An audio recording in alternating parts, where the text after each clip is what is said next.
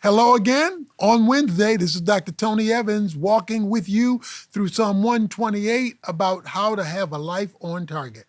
You got to start by fearing God, taking Him seriously, and that's what you do with your feet, not just with your feelings. And walking in His way brings benefit.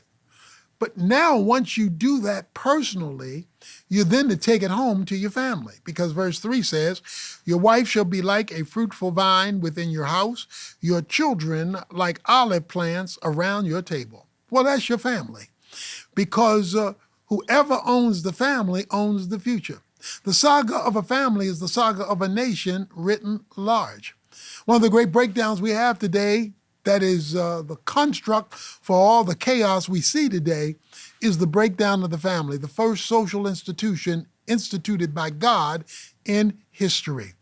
He starts off with the man, because God always starts off with the man. That's why He created the man first, because he would be held ultimately responsible. God didn't say, Adam and Eve, where are y'all? He said, Adam, where are you? Because the man was responsible for making sure that stuff got off right. So He says, your wife, so He's talking to the man, shall become a fruitful vine. That is, she will be a productive contributor to the well-being of the home. Why? Because you're partnering for the home as God created it to be. Your wife shall be a fruitful vine. So your man's job is to facilitate the productivity of the wife. A fruitful vine was a grape vineyard. Three things had to happen before that grape vineyard became fruitful. It had to first cling, because in grape vineyards in Napa Valley, they tie the branches on posts. On the posts, they then climb. When they climb, then they cluster. Of course, then you squeeze it. That's grape juice. You ferment it. It becomes wine. And you know what wine will do? It'll make a sad man glad. So what he says is your wife will become a fruitful vine. She will make you and bring joy into your life. Why? Because you're providing protection and provision and well-being. You're providing stability so that she can maximize her potential. You ought to be Jesus in the house. And what did Jesus do? He went to a cross. So if you're still alive, you're not finished yet, okay? So He says, your wife shall become a fruitful vine, but she is committed to the home. You know, we have a lot of ladies today who have sacrificed the home for their career. And there's nothing wrong with having a great career if you've been trained, if you have gifts and skills and abilities. The woman in Proverbs 31, she was really a qualified lady. I mean, she had a real estate license because she's buying and selling property.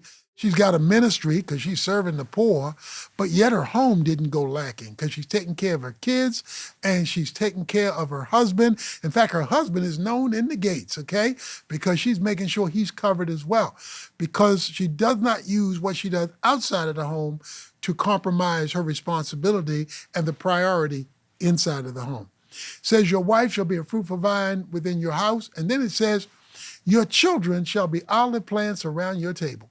Not olive trees, olive plants. It takes 15 years for an olive plant to become a full-grown olive tree.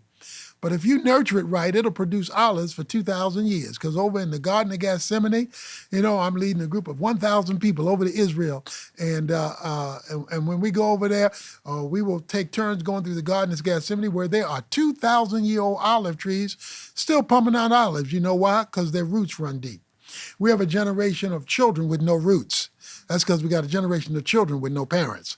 Oh, they may have them by name, but they don't have them by presence. He says, your children shall be olive plants around your table. Guess what? You got to be around the table, because the table is not just for eating. The table is for leading. It's where you turn off the television, you put away the iPad, you turn off the phone, and you spend time leading, governing, praying, correcting, finding out who they're hanging out with, what's happening at school, are they getting their housework done? The table is for leading the family. Our problem is folks aren't at the table. So roots are not being dug deep, and therefore the olive plants don't become olive trees.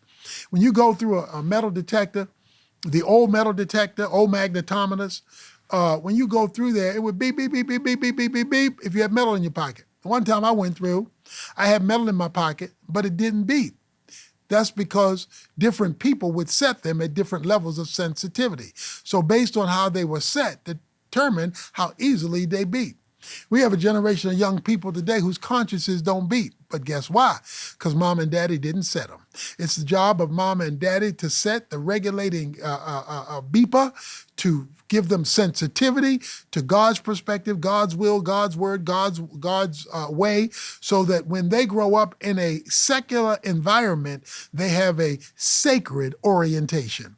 And that is the job of family for the next generation, because whoever owns the family owns the future. So in the words of Nehemiah 4:14, fight for your family. It's worth fighting for.